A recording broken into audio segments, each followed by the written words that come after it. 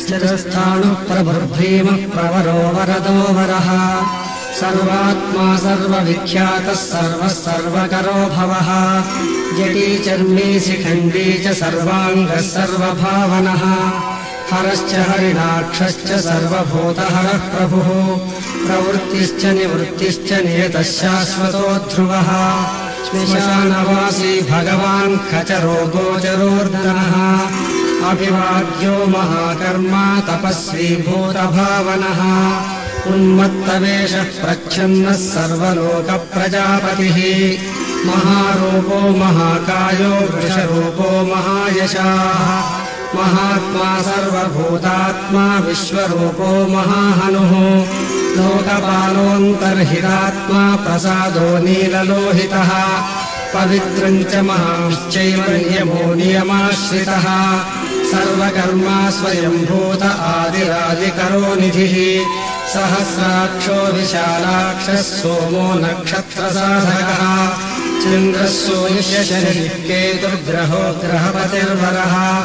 आदिरन्तो लयः कर्ता मृगबाणार्पणो नखः महातपा घोरतपा अदीनो दीनसाधकः संवत्सरकरो मन्त्रः प्रमाणम् परमम् तपः योगी योजो महाबीजो महारेता महाबलः सुवर्णरेताः सर्वज्ञः सुबीजो बीजवाहनः दशबाहुस्त्वनिमिषो नीलकण्ठ उमापतिः विश्वरूपः स्वयं श्रेष्ठो बलवीरो बलो गणः गणभक्ता गणपतिर्दिग्वासाः काम एव च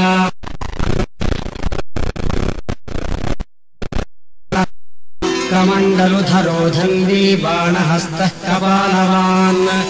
अशनीशदग्ध्री खड्गी पट्टसी चायुधी महान् श्रुवहस्तः स्वरूपश्च तेजस्तेजस्करो निधिः उष्णीषी च सुवक्त्रश्च उदग्रोऽपि नतस्तथा दीर्घश्च हरिकेशश्च सुतीर्थः कृष्ण एव च शृगालरूपः सिद्धार्थो मुण्डः सर्वश्वङ्गरः अजश्च बहुरूपश्च गङ्गाधारी कपर्द्यपि ऊर्ध्वरेता ऊर्ध्वलिङ्ग ऊर्ध्वशायी नभस्थलः त्रिजडश्चीरवासाश्च रुद्रः सेनापतिर्विभुः नक्तम् च रोहश्चरश्च दिग्ममन्युः सुवर्चसः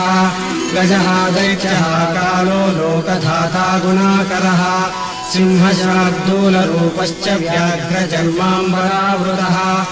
कालयोगी महानाथः सर्वकामश्चतुष्पथः निशाचरः प्रेतचारी भूतचारी महेश्वरः बहुभूतो बहुधरः स्वर्भानुरमितो गतिः नृत्यप्रियो नित्यनर्तो नर्तकः सर्वलालसः महाघोरतपाशूरो नित्यो नीहो निरालयः सहस्रहस्तो विजयो व्यवसायो ह्यतन्द्रितः अमर्षणो मर्षणात्मा यज्ञः कामनाशकः दक्षयागापहारी च सुसहो मध्यमस्तथा तेजोपहारी बलः मुदितोऽर्थो जितो वरः गम्भीरघोषो गम्भीरो गम्भीरबलवाहनः न्यग्रोधरूपो न्यग्रोधवृक्षकर्णस्थितिर्विभुः सुतीक्ष्णदशनचैव महाकायो महाननः विश्वक्सेनो हरिर्यज्ञः संयुगापीडवाहनः तीक्ष्णतापश्च हर्यश्वः सहायः कर्मकालवित् विष्णुप्रसादितो यज्ञः समुद्रो बडवामुखः हुताशनसहायश्च प्रशान्तात्मा हुताशनः उग्रतेजा महातेजा जन्यो विजयकालवित् ज्योतिषामयनम् सिद्धिः सर्वविग्रह एव च शिखी मुण्डी जडी ज्वाली मूर्तिजो मूर्धगोबली वेणवी वनवीताली खेली कालकटङ्कटः नक्षत्रविग्रहमतिर्गुणबुद्धिर्लयोगमः प्रजापतिर्विश्वबाहुर्विभागः सर्वतोमुखः विमोचनः सुसरणो हिरण्यकवचोद्भवः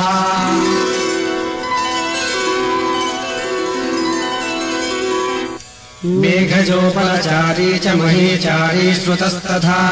सर्वतोर्यविनोदी च सर्ववाद्यपरिग्रहः व्याळरूपो गुहावासी गुहामाली तरङ्गवित् त्रिदशकालधृक्सर्वकर्मबन्धविमोचनः बन्धनस्त्वसुरेन्द्राणाम् विधिशत्रुविनाशनः साङ्ख्यप्रसादो दुर्वासा सर्वसाधुनिषेवितः प्रस्कन्दनो विभागज्ञो ह्यतुल्यो यज्ञभागवित् सर्ववासः सर्वचारी दुर्वासा वासवोमरः हैमो हेमकरो यज्ञः सर्वधारी धरोत्तमः लोहिताक्षो महाक्षश्च विजयाक्षो विशारदः सङ्ग्रहो निग्रहकर्ता सर्पचीरनिवासनः मुख्यो मुख्यश्च देहश्च काहलिः सर्वकामदः सर्वकामप्रसादश्च सुबलो बलरूपभृतो सर्वकामप्रदश्चैव सर्वतः सर्वतोमुखः आकाशनिर्विरूपश्च निपाते ह्यवशः खगः रौद्ररूपोऽंशुरादित्यो बहुरश्मिः सुवर्चसि वसुवेगो महावेगो मनोवेगो निशाचरः सर्ववासी स्त्रियावासी उपदेशकरोकरः मुनिरात्मा निरालोकः सम्भग्रश्च सहस्रदः पक्षी च पक्षरूपश्च अतिदीप्तो विशाम्पतिः उन्मादो मदनः कामो शश्वद्धोऽर्थकरो यशः वामदेवश्च वामश्च प्राग्दक्षिण उदङ्मुखः सिद्धयोगी महर्षिश्च सिद्धार्थः सिद्धसाधकः भिक्षुश्च भिक्षुरूपश्च विपणो मृदुरव्ययः महासेनो विशाखश्च षष्टिभागो गवाम्बलिः वज्रहस्तश्च विष्कम्भो च मे स्तम्भन एव च वृत्तावृत्तकरस्तालो मधुर्मधुकलोचनः वाचस्पत्यो वाचसनो नित्यमाश्रितपूजितः ब्रह्मचारी लोकचारी सर्वचारी विचारवित् ईशान ईश्वरः कालो निशाचारी पिनाकभृत् निमित्तस्थो निमित्तम् च नन्दिम् नन्दिकरो हरिः नन्दीश्वरश्च नन्दी च नन्दनो नन्दिवर्धनः भगहारी निहन्ता च कालो ब्रह्मा पितामहः चतुर्मुखो महालिङ्गश्चारुलिङ्गस्तथैव च लिङ्गाध्यक्षसुराध्यक्षो योगाध्यक्षो युगावहः बीजाध्यक्षो बीजकर्ता अध्यात्मानुगतो बलः इतिहासः सकलल्पश्च गौतमोऽधनिशाकरः दम्भो ह्यदम्भो वैदम्भो वश्यो वशकरः कलिः लोककर्ता पशुपतिर्महाकर्ता ह्यनौषधः अक्षरम् परमम् ब्रह्म बलवान् शक्र एव च नीतिर्ह्यनीतिः शुद्धात्मा शुद्धो मान्यो गतागतः बहुप्रसादः सुस्वप्नो दर्पणो दत्तमित्रजित् वेदकारो मन्त्रकारो विद्वान् समरमर्दनः महामेघनिवासी च महाघोरो वशीकरः अग्निज्वालो महाज्वालो ह्यतिधूम्रो हुतो हविः वृषभः शङ्करो नित्यम् वर्चस्वी धूमकेतनः नीलस्तथाङ्गलुब्धश्च शोभनो निरवग्रहः स्वस्तिदः स्वस्तिभावश्च भागी भागकरो लघुः उत्सङ्गश्च महाङ्गश्च महागर्भपरायणः कृष्णवर्णः सुवर्णश्च इन्द्रियम् सर्वदेहिनाम् महापादो महाहस्तो महाकायो महायशाः महामूर्धा महामात्रो महानेत्रो निशालयः महान्तको महाकर्णो महोष्ठश्च महाहनुः महानासो महाकम्बुर्महाग्रीवश्मशानभाग महावक्षा महारस्को ह्यन्तरात्मा मृगालयः लम्बनो लम्बितोष्टश्च महामायः पयोनिधिः महादन्तो महादंष्ट्रो महाजिह्वो महामुखः महानखो महारोमा महाकेशो महाजटः प्रसन्नश्च प्रसादश्च प्रत्ययो गिरिसाधनः स्नेहनो स्नेहनश्चैव अजितश्च महामुनिः वृक्षकारो वृक्षकेतुर्नो वायुवाहनः गण्डरे मेरुधामा च देवाधिपतिरेव च अथर्वशीर्षः सामान्यसहस्रामिते क्षणः यजुर्पादभुजो गुह्यः प्रकाशो जङ्गमस्तथा अमोघार्थः प्रसादश्च अभिगम्यः सुदर्शनः उपकारप्रियः सर्वः कनकः काञ्चनच्छविः नाभिर्नन्दिकरो भावः पुष्करस्थपति स्थिरः द्वादशस्त्रासनश्चाद्यो यज्ञो यज्ञसमाहितः नक्तम् कलिश्च कालश्च मकरः कालपूजितः सगणो गणकारश्च भूतवाहनसारथिः भस्माशयो भस्मगोप्ता भस्मभूतस्तरुर्गणः लोकपालस्तथा लोको महात्मा सर्वपूजितः शुक्लस्त्री शुक्लसम्पन्नः शुचिर्भूतनिषेवितः आश्रमस्थः क्रियावस्थो विश्वकर्ममतिर्वरः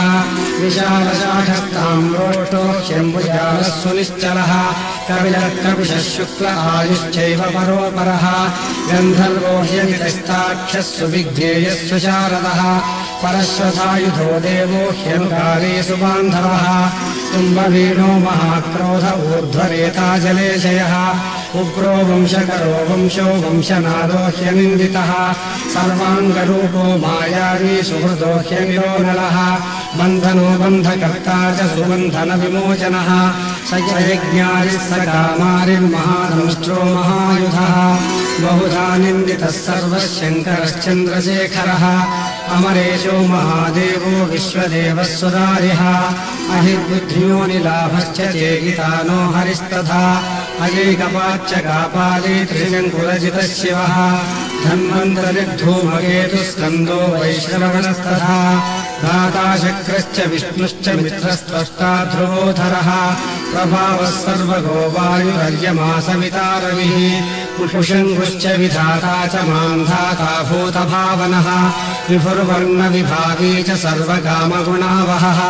पद्मनाभो महागर्भश्चन्द्रभक्त्रो निलोनलः बलवांश्चोपशान्तश्च पुराणः पुण्यचञ्चुरी कुरुकर्ता कुरुवासी कुरुभूतो गुणौषधः सर्वाशयो गर्भचारी सर्वेषाम् प्राणिनाम् पतिः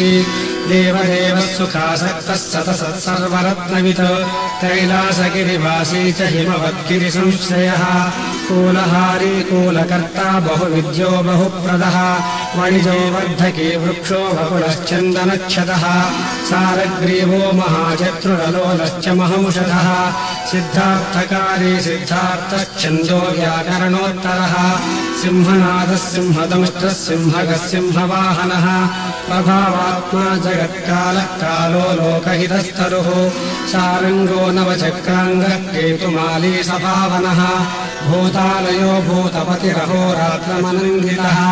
वाहिता सर्वभूतानाम् निलयश्च विभुर्भुवः अमोघः संयतोष्यश्वो भोजनः प्राणधारणः धृतिमान् मतिमान् दक्षः सत्कृतश्च युगाधिपः गोपालिर्गोपतिर्ग्रामो गोचर्मवसनो हरिः हिरण्यबाहुश्च तथा गुहाबालप्रवेशकः प्रकुष्टालिर्महाहर्षो जितगामो जितेन्द्रियः गान्धारश्च सुवासश्च तपःसक्तो रतिर्नरः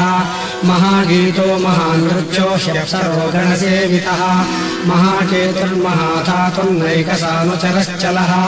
आवेदनीय आवेशः सर्वगन्धसुधावहः तोरणस्तारणो वातः परिधिपतिखेचरः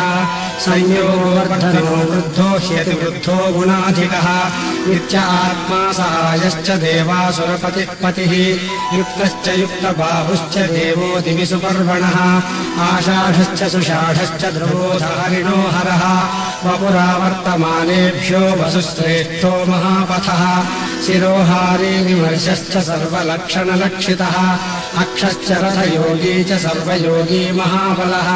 समाम्नायो समाम्नायस्तीर्थदेवो महारथः निर्जीवो जीवनो मन्त्रशुभाक्षो बहुकर्कशः रत्नप्रभूतो रक्ताङ्गो महान्नवनिपानवित् मूलम् विशालो ह्यमृतो व्यतास्तपोनिधिः आरोहणोऽधिरोहश्च शीलधारी महायशाः सेनाकल्पो महाकल्पो योगो योगकरो हरिः युगरूपो महारूपो महानागहनो वधः न्यायनिर्वहणः पालः पण्डितो ह्यचलोपमः बहुमालो महामालः शशी हरिसुलोचनः विस्तारो लवणः कूपस्त्रियुगः सफलोदयः त्रिलोचनो विषण्णाङ्गो मणिविद्धो जटाधरः बिन्दुर्विसर्गः सुमुखः शरः सर्वायुधः सहः निवेदनः सुखाजातः सुगन्धारो महाधनुः गन्धसारी च भगवानुत्थानः सर्वकर्मणाम् मन्थानो बहुलो वायुः सकलो सर्वलोचनः करस्तालः करस्थाली ऊर्ध्वसंहननो महान् शत्रुम् सुशत्रो विख्यातो लोकः सर्वाश्रयक्रमः मुण्डो विरूपो विकृतो दण्डी कुण्डी विकुर्वणः हर्यक्षः क्रतुभो वज्री शिरजिह्वः सहस्रपात् सहस्रमूर्धा देवेन्द्रः सर्वदेवमयो गुरुः सहस्रबाहुः सर्वाङ्गः शरण्यः सर्वलोककृतो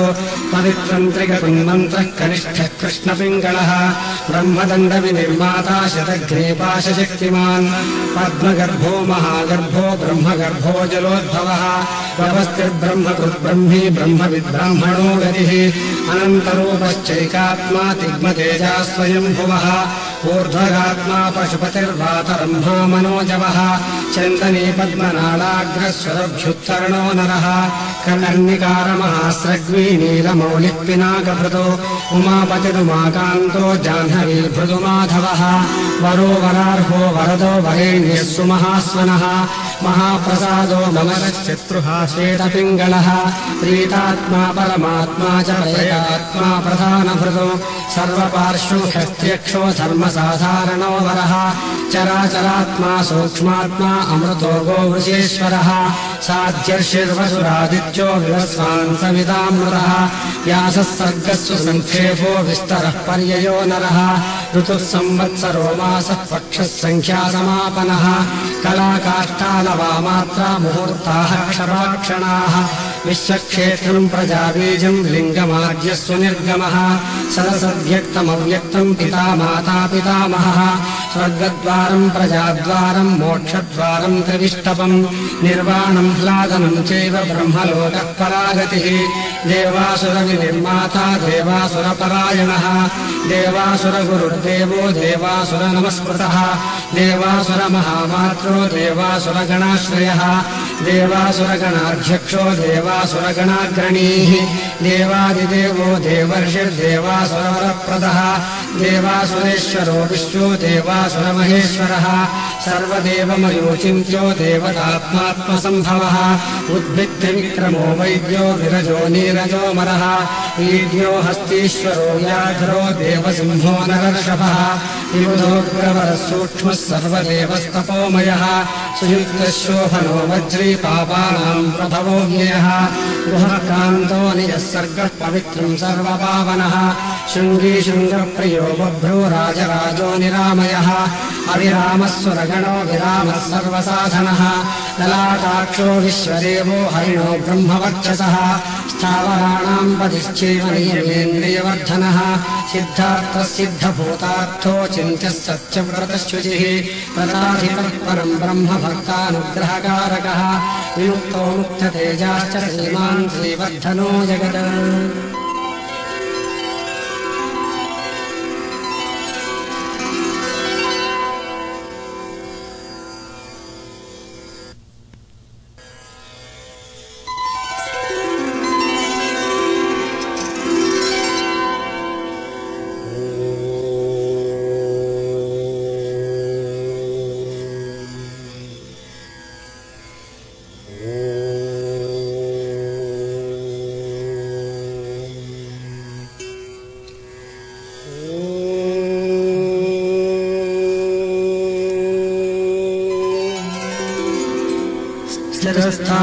प्रभुर्भीमः प्रवरो वरदो वरः सर्वात्मा सर्वविख्यातः सर्वः सर्वकरो भवः जटी चर्मी शिखण्डी च सर्वाङ्गः सर्वभावनः हरश्च हरिणाक्षश्च सर्वभूतहरः प्रभुः प्रवृत्तिश्च निवृत्तिश्च नियतः शाश्वतो ध्रुवः श्मशानवासी भगवान् खचरो गोचरोर्दनः अभिवाद्यो महाकर्मा तपस्वी भूतभावनः उन्मत्तवेषः प्रच्छन्नः सर्वलोकप्रजापतिः महारूपो महाकायो वृषरूपो महायशाः महात्मा सर्वभूतात्मा विश्वरूपो महाहनुः लोकपालोऽन्तर्हितात्मा प्रसादो नीललोहितः पवित्रम् च महांश्चैव नियमो नियमाश्रितः सर्वकर्मा स्वयम्भूत आदिरादिकरो निधिः सहस्राक्षो विशालाक्षः सोमो नक्षत्रसाधकः चन्द्रः सूर्यस्य केतुर्ग्रहो ग्रहपतिर्वरः आदिरन्तो लयः कर्ता मृगबाणार्पणो नखः महातपा घोरतपा अदीनो दीनसाधकः संवत्सरकरो मन्त्रः प्रमाणम् परमम् तपः योगी योजो महाबीजो महारेता महाबलः सुवर्णरेताः सर्वज्ञः सुबीजो बीजवाहनः दशबाहुस्त्वनिमिषो नीलकण्ठ उमापतिः विश्वरूपः स्वयं श्रेष्ठो बलवीरो बलो गणः गणभक्ता गणपतिर्दिग्वासाः काम एव च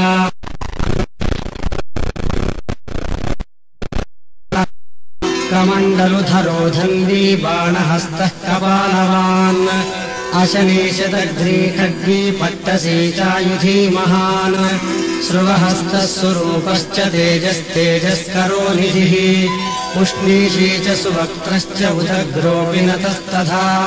दीर्घश्च हरिकेशश्च सुतीर्थः कृष्ण एव च शृगालरूपः सिद्धार्थो मुण्डः सर्वश्वङ्गरः अजश्च बहुरूपश्च गङ्गाधारी कपर्द्यपि ऊर्ध्वरेता ऊर्ध्वलिङ्ग ऊर्ध्वशायी नभस्थलः त्रिजडश्चीरवासाश्च रुद्रः सेनापतिर्विभुः नक्तम् च रोहश्चरश्च दिग्ममन्युः सुवर्चसः गजः दैत्यः कालो लोकधाता गुणाकरः सिंहशार्दूलरूपश्च व्याघ्रजन्माम्बरावृतः कालयोगी महानाथः सर्वकामश्चतुष्पथः निशाचरः प्रेतचारी भूतचारी महेश्वरः बहुभूतो बहुधरः स्वर्भानुरमितो गतिः नृत्यप्रियो नित्यनर्तो नर्तकः सर्वलालसः महाघोरतपाशूरो नित्यो नीहो निरालयः सहस्रहस्तो विजयो व्यवसायो ह्यतन्द्रितः अमर्षणो मर्षणात्मा यज्ञः कामनाशकः दक्षयागापहारी च सुसहो मध्यमस्तथा तेजोपहारी बलः मुदितोऽर्थो जितो वरः गम्भीरघोषो गम्भीरो गम्भीरबलवाहनः न्यग्रोधरूपो न्यग्रोधवृक्षकर्णस्थितिर्विभुः सुतीक्ष्णदशनचैव महाकायो महाननः विश्वक्सेनो हरिर्यज्ञः संयुगापीडवाहनः तीक्ष्णतापश्च हर्यश्वः सहायः कर्मकालवित् विष्णुप्रसादितो यज्ञः समुद्रो बडवामुखः हुताशनसहायश्च प्रशान्तात्मा हुताशनः उग्रतेजा महातेजा जन्यो विजयकालवित् ज्योतिषामयनम् सिद्धिः सर्वविग्रह एव च शिखी मुण्डी जडी ज्वाली मूर्तिजो मूर्धगोबली वेणवी वनवीताली खेली कालकटङ्कटः नक्षत्रविग्रहमतिर्गुणबुद्धिर्लयोगमः प्रजापतिर्विश्वबाहुर्विभागः सर्वतोमुखः विमोचनः सुसरणो हिरण्यकवचोद्भवः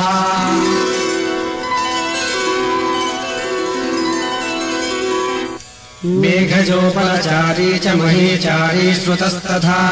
सर्वतोर्यम्योगी च सर्ववाद्यपरिग्रहः व्याळरूपो गुहावासी गुहामाली तरङ्गवित् त्रिदशकालधृक्सर्व कर्मबन्धविमोचनः बन्धनस्त्वसुरेन्द्राणाम् विधिशत्रुविनाशनः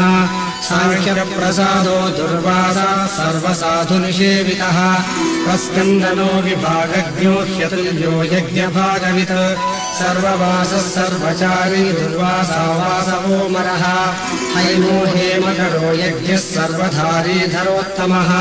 लोहिताक्षो महाक्षश्च विजयाक्षो विशारदः सङ्ग्रहो निग्रहः कर्ता सर्पचीरनिवासनः मुख्यो मुख्यश्च देहश्च काहलिः सर्वकामदः सर्वकालप्रसादश्च सुबलो बलरूपभृतौ सर्वकामप्रदश्चैव सर्वतः सर्वतोमुखः आकाशनिर्विरूपश्च निपाते ह्यवशः खगः रौद्ररूपोऽंशुरादित्यो बहुरश्मिः सुवर्चसि वसुवेगो महावेगो मनोवेगो निशाचरः सर्ववासी स्त्रियावासी उपदेशकरो करः मुनिरात्मा निरालोकः सम्भग्रश्च सहस्रदः पक्षी च पक्षरूपश्च अतिदीप्तो विशाम्पतिः उन्मादो मदनः कामो शश्वत्थोऽर्थकरो यशः वामदेवश्च वामश्च प्राग्दक्षिण उदङ्मुखः सिद्धयोगी महर्षिश्च सिद्धार्थः सिद्धसाधकः भिक्षुश्च भिक्षुरूपश्च विपणो मृदुरव्ययः महासेनो विशाखश्च षष्टिभागो गवाम्बलिः वज्रहस्तश्च विष्कम्भो चमूस्तम्भन एव च वृत्तावृत्तकरस्तालो मधुर्मधुकलोचनः वाचस्पत्यो वाचसनो नित्यमाश्रितपूजितः ब्रह्मचारी लोकचारी सर्वचारी विचारवित् ईशानईश्वरः कालो निशाचारी पिनाकभृत् निमित्तस्थो निमित्तम् च नन्दिम् नन्दिकरो हरिः नन्दीश्वरश्च नन्दी च नन्दनो नन्दिवर्धनः भगहारी निहन्ता च कालो ब्रह्मा पितामहः चतुर्मुखो महालिङ्गश्चारुलिङ्गस्तथैव च लिङ्गाध्यक्षसुराध्यक्षो योगाध्यक्षो युगावहः बीजाध्यक्षो बीजकर्ता अध्यात्मानुगतो बलः इतिहासः सकल्पश्च गौतमोऽधनिशाकरः दम्भो ह्यदम्भो वैदम्भो वश्यो वशकरः कलिः लोककर्ता पशुपतिर्महाकर्ता ह्यनौषधः अक्षरम् परमम् ब्रह्म बलवान् शक्र एव च नीतिर्ह्यनीतिः शुद्धात्मा शुद्धो मान्यो गतागतः बहुप्रसादः सुस्वप्नो दर्पणो दत्तमित्रजित् वेदकारो मन्त्रकारो विद्वान् समरमर्दनः महामेघनिवासी च महाघोरो वशीकरः अग्निज्वालो महाज्वालो ह्यतिधूम्रो हुतो हविः वृषभः शङ्करो नित्यम् वर्चस्वी धूमकेतनः नीलस्तथाङ्गलुब्धश्च शोभनो निरवग्रहः स्वस्तिदः स्वस्तिभावश्च भागी भागकरो लघुः उत्सङ्गश्च महाङ्गश्च महागर्भपरायणः कृष्णवर्णः सुवर्णश्च इन्द्रियम् सर्वदेहिनाम् महापादो महाहस्तो महाकायो महायशाः महामूर्धा महामात्रो महानेत्रो निशालयः महान्तको महाकर्णो महोष्ठश्च महाहनुः महानासो महाकम्बुर्महाग्रीवश्मशानभाग महावक्षा महारस्को ह्यन्तरात्मा मृगालयः लम्बनो लम्बितोष्टश्च महामायः पयोनिधिः महादन्तो महादंष्ट्रो महाजिह्वो महामुखः महानखो महारोमा महाकेशो महाजटः प्रसन्नश्च प्रसादश्च प्रत्ययो गिरिसाधनः स्नेहनो स्नेहनश्चैव अजितश्च महामुनिः वृक्षकारो वृक्षकेतुर्नो वायुवाहनः गण्डरे मेरुधामा च देवाधिपतिरेव च अथर्वशीर्षः सामान्यसहस्रामिते क्षणः यजुपादभुजो गुह्यः प्रकाशो जङ्गमस्तथा अमोघार्थः प्रसादश्च अभिगम्यः सुदर्शनः उपकारप्रियः सर्वः कनकः काञ्चनच्छविः नाभिर्नन्दिकरो भावः पुष्करस्थपति स्थिरः द्वादशस्त्रासनश्चाद्यो यज्ञो यज्ञसमाहितः नक्तम् कलिश्च कालश्च मकरः कालपूजितः सगणो गणकारश्च भूतवाहनसारथिः भस्माशयो भस्मगोप्ता भस्मभूतस्तरुर्गणः लोकपालस्तथा लोको महात्मा सर्वपूजितः शुक्लस्त्रीशुक्लसम्पन्नः शुचिर्भूतनिषेवितः आश्रमस्थः क्रियावस्थो विश्वकर्ममतिर्वरः विशालशाखस्ताम्रोष्टो ह्यम्बुजालः सुनिश्चलः कपिलः कपिशः शुक्ल आयुश्चैव परोपरः गन्धर्वो ह्यमितस्ताक्षः सुविज्ञेयः सुशारदः परश्वथायुधो देवो ह्यनुकाले सुबान्धवः कुम्भवीणो महाक्रोध ऊर्ध्वरेता जलेशयः उग्रो वंशकरो वंशो वंशनादो ह्यनिन्दितः सर्वाङ्गरूपो मायावी सुहृदो ह्यनिरोनलः बन्धनो बन्धकर्ता च सुबन्धनविमोचनः स यज्ञारिः स कामारिर्महादंष्ट्रो महायुधः बहुधा निन्दितः सर्वः शङ्करश्चन्द्रशेखरः अमरेशो महादेवो विश्वदेवः सुरारिः अहिर्बुद्ध्योनिलाभश्च चेकितानो हरिस्तथा अयैकपाच्च कापाली त्रिशङ्कुलजितः शिवः धन्वन्तरिर्धूमकेतुस्कन्दो वैश्रवणस्तथा दाता शक्रश्च विष्णुश्च मित्रस्त्वष्टा ध्रुवोधरः प्रभावः सर्वगो वायुरर्यमा सविता रविः पुषङ्गुश्च विधाता च मान्धाता भूतभावनः विभुर्वर्णविभागी च सर्वकामगुणावहः पद्मनाभो महागर्भश्चन्द्रभक्त्रो निलो नलः बलवांश्चोपशान्तश्च पुराणः पुण्यचञ्चुरी कुरु कर्ता कुरु वासी कुरु भूतो गुणौषधः सर्वाशयो गर्भचारी सर्वेषाम् प्राणिनाम् पतिः देवदेवः सुखासक्तः सतसत् सर्वरत्नवित् कैलासगिरिवासी च हिमवद्गिरिसंश्रयः कूलहारी कूलकर्ता बहुविद्यो बहुप्रदः वणिजो वर्धकी वृक्षो वकुलश्चन्दनच्छदः सारग्रीवो महाचत्रुरलोलश्च महौषधः सिद्धार्थकारी सिद्धार्थश्छन्दो व्याकरणोत्तरः सिंहनादः सिंहदंष्ट्रः सिंहगः सिंहवाहनः प्रभावात्मा जगत्कालः कालो लोकहितस्तरुः सारङ्गो नवचक्राङ्गः केतुमाली सभावनः भूतालयो भूतपतिरहोरात्रमनन्दितः वाहिता सर्वभूतानाम् निलयश्च विभुर्भुवः अमोघः संयतोह्यश्वो भोजनः प्राणधारणः धृतिमान् मतिमान् दक्षः सत्कृतश्च युगाधिपः गोपालिर्गोपतिर्ग्रामो गोचर्मवसनो हरिः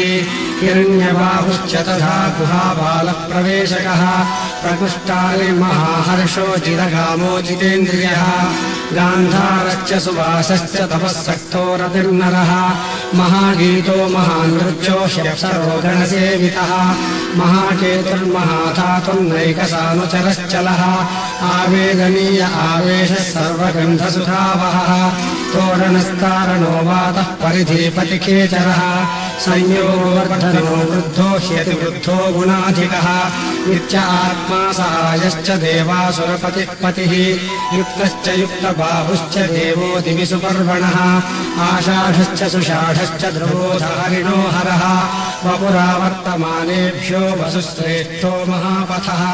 शिरोहारी विमर्शश्च सर्वलक्षणलक्षितः अक्षश्च रथयोगी च सर्वयोगी महाबलः समाम्नायो समाम्नायस्तीर्थदेवो महारथः निर्जीवो जीवनो मन्त्रः शुभाक्षो बहुकर्कशः रत्नप्रभूतो रक्ताङ्गो महान्नवनिपानवित् मूलम् विशालो ह्यमृतो व्यता